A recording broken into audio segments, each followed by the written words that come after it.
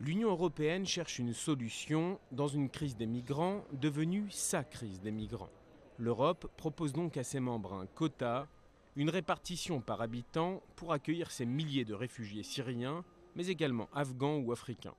Dans la liste des pays que l'Europe convoque n'apparaissent pas l'Italie, la Hongrie et la Grèce. Leurs capacités d'accueil sont arrivées à saturation. Certains se montrent encore récalcitrants. Le Royaume-Uni, l'Irlande et le Danemark, toujours en négociation avec Bruxelles sur le nombre à accueillir. En valeur absolue, chaque pays recevra entre 2 et 4 réfugiés pour 10 000 habitants, un mode de calcul qui donnerait à l'Allemagne plus de 31 000 réfugiés, 24 000 pour la France, 133 pour Malte, une redistribution de population qui exige un mécanisme nouveau selon le président français. Et s'il n'y a pas cette politique d'ensemble, ce mécanisme ne tiendra pas.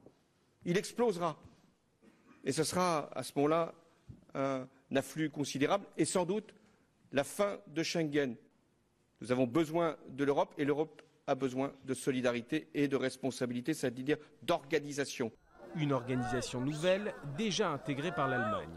13 000 migrants ont passé la frontière allemande dans la seule journée de dimanche. La chancelière appelle ses citoyens à travailler pour intégrer ces populations. Ce que nous vivons est quelque chose qui va continuer de nous occuper dans les années à venir.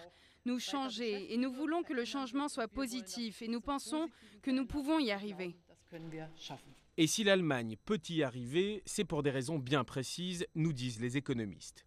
Contrairement à la France ou à l'Italie, l'Allemagne n'a pas de problème budgétaire, mais elle manque cruellement de main-d'œuvre. Cette immigration de masse pourrait représenter une manne pour le patronat allemand, car une pression à la baisse des salaires semble inévitable.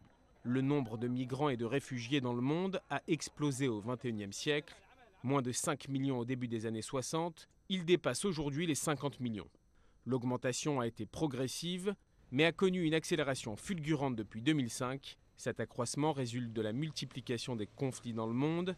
Et sans surprise, le contingent le plus important de réfugiés provient de Syrie, où la guerre civile débutée en 2011 est désormais une guerre totale dans un pays en ruine. Près de 12 millions de déplacés sur une population initiale de 23 millions de personnes.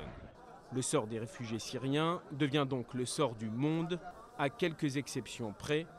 Ni les pays du Golfe, ni les États-Unis d'Amérique ne se sont manifestés pour accueillir ces centaines de milliers d'hommes et de femmes.